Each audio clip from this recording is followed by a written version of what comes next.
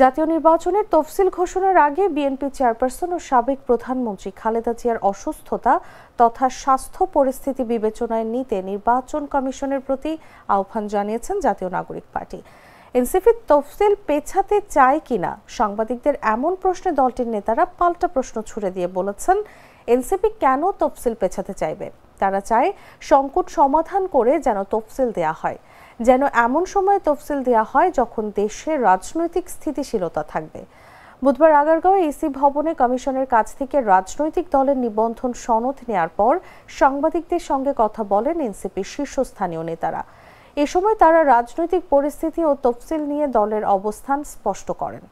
এনসিপির আহ্বায়ক নাহিদ ইসলাম বলেন, আমরা কমিশনকে বলেছি বিদ্যমান রাজনৈতিক পরিস্থিতি বিবেচনায় রেখে ইসি যেন তফসিলের ঘোষণাটি দেয়।